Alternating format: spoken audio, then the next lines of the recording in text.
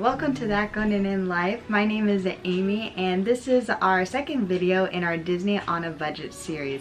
So in this series what I'm doing is I am taking a specific family and I have a specific budget for them, and I am planning different fake vacations, if you want to call that, to different Disney resorts to see what their budget, be it like $2,000, $3,000 or so on, what that experience can get them. And I just want to let you know that airfare is not going to be included because it varies so widely that I don't think it will give it won't give a lot of information to you guys, or won't be a lot of help. And also that I am not guessing as best as I can, meaning I am looking at specific menus, I am choosing out specific meals that I think someone might have to get, for example, the cost of food. And also the same with hotels. I am not looking at this is what this hotel actual or averages at. I am looking at specific dates for specific hotels to give you guys as real numbers as I can, because the purpose of this video is for you to get an idea on how much a Disney vacation costs and what you could do with that number. Okay, so let's get into it. So our family that we are going to do is the same as last week, which is based on my sister-in-law's family. So it is her and her husband, her 12-year-old daughter, and her 9-year-old son.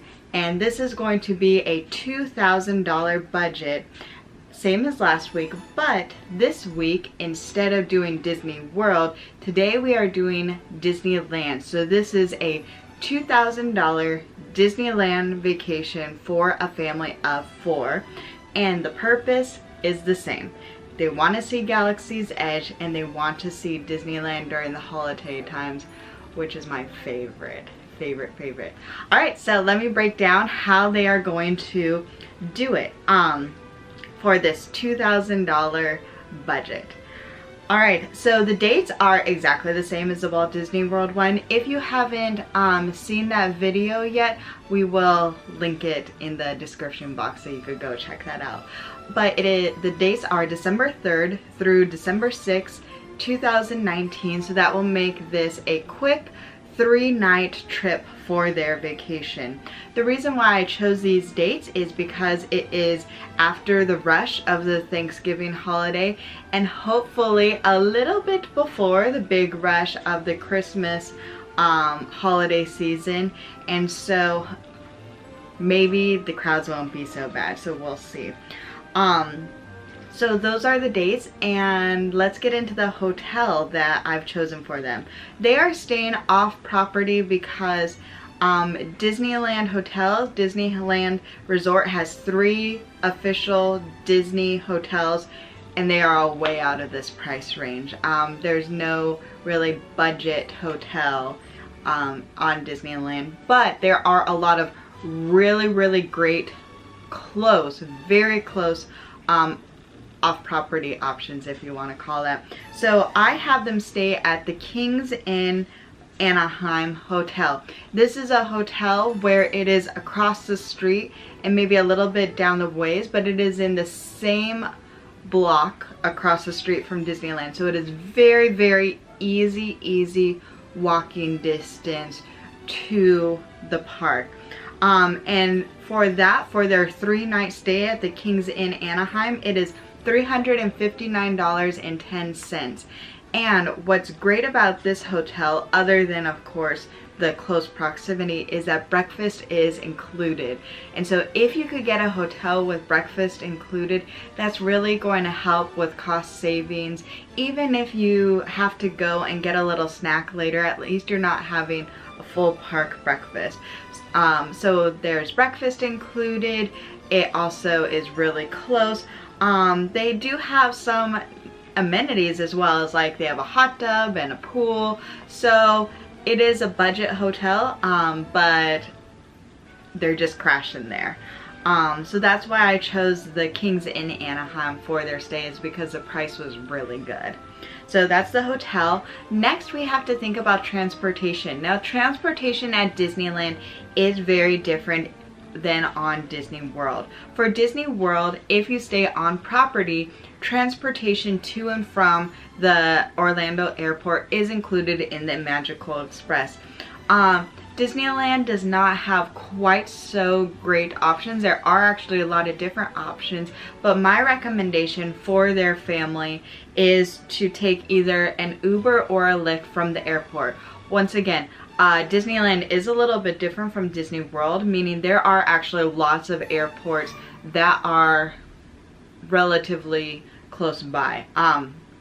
My personal suggestion would be always go for either the John Wayne Santa Ana airport or the Long Beach, because those are just easy.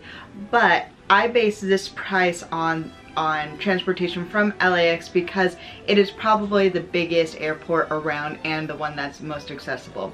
So for their family, I had to do a little bit of estimation for their Uber or Lyft, because in case you aren't familiar with the service, it's a ride service basically, where you could get real people's cars, but they have what's called dynamic pricing, which means that the time of day and specific days, like if it's a holiday or whatever, the prices might be higher or lower depending on what's going on. So it really would depend on what time they're going in, but from what I could tell from the research I've done, it seems like that the range for their family would be around $40 to $60 for them to get transportation to their hotel. So I put it in the middle and I put their transportation at $50. One thing, $50 both ways. So it would take $50 to get there, and towards the end $50 to get back to the airport. So that's actually $100 in transportation that I am budgeting for their transportation. Tickets, so like I said in the beginning, there's the two adults, the mom and the dad, the 12-year-old daughter, and the 9-year-old son. But 12-year-old daughter, in Disney's eyes, if you are 10 or older, you must pay adult prices. So for tickets, we're actually looking at 3 adults and 1 child, even though 12-year-old's still a kid. I had them, my recommendation is that they do a 2-day 1 park with Max Pass. This was really hard for me to decide because I feel like Disneyland, if at all possible, I would for sure recommend park hopping because park hopping is just so easy. But it's just a little bit hard. With their budget, I just couldn't make it work this time. So for a 2-day 1 park ticket would be $1,005 with the Max Pass. Now, in my opinion, Max Pass is essential. I love it. It is the Disneyland version of their Fast Pass system. They still have the free paper system, but the Max Pass is on the mobile, and in my experience, you could get so many Fast Passes and really maximize their time. And because they have limited time, I felt like it was worth getting the Max Pass in order to make the most of what they have for there, because it's a short trip. Alright, so we have hotel, we have transportation, we have tickets. Now let's kind of go into the plan for their trip. Alright, so like I said, the dates are December 3rd to December 6th, 2019. So on the 3rd, they're going to fly in, get to their hotel, check in, and I am going to have or recommend that they spend that time walking around and exploring Downtown Disney. Downtown Disney is a fairly easy walk from their hotel, so don't have to add any transportation. And actually, there is a really inexpensive but delicious option where they could have dinner at Downtown Disney, and it is called Napolini. So Napolini is one of the like fast casual pizza places where you could each get your individual pizzas, and they are cheap and it is filling. It is good food. It's like under $8 to get some of their signature pizzas. And so for a family of 4, I budgeted $35 for them, but honestly they could get like 3 pizzas between the 4 of them, share them, and it's good. It's really quality. If you haven't tried it, I would highly recommend it. It's in downtown Disney, right next to Naples. It's like the little side thing. So yeah, so that's what I would have them do on the 3rd. They would go to Napolini, spend $35, have a great little pizza meal in that quick service restaurant, and walk around, enjoy downtown Disney. So the 4th is the next day, and I would have them go to Disneyland that day. And that is the day where I would really have them focus on Galaxy's Edge. Now at this time we don't exactly know what's going to happen. Basically it's hard to predict how busy it's going to be or any of that thing, but their focus is going to be on Galaxy's Edge. But I'm hoping with the Max Pass that they might be able to go and get in some other attractions as well. They will have breakfast in their hotel because it's included, but I am also budgeting $35 for this day to try a bunch of the Galaxy's Edge snacks, because they're going to want to try the blue milk and they're going to have flavored popcorn. So I wanted to make sure that they had snacks throughout the day. For lunch, I am going to suggest that they do Ronto Roasters, which is a quick service. Once again, we do not have exact specific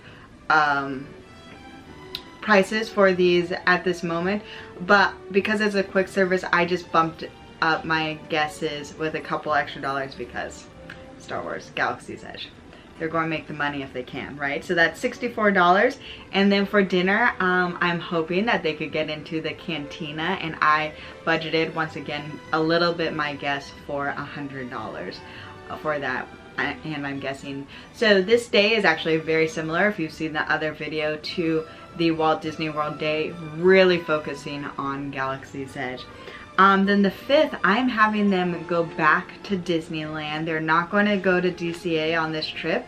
At least that's what I would recommend, because Disneyland at Christmas is amazing. Amazing. I absolutely love it. So on the 5th, they're going back to Disneyland. Once again, get that free hotel breakfast. Gotta maximize every dollar here, right? And then just have them really enjoy the thing, like go to Small World Holiday, which is gorgeous. Do the Nightmare Before Christmas Haunted Mansion version, the overlay. It'll be a great day. So they'll have breakfast in the morning for free. Then they are actually a really big fan of corn chowder in a bread bowl at the French market. So that would, for their family, would cost $44.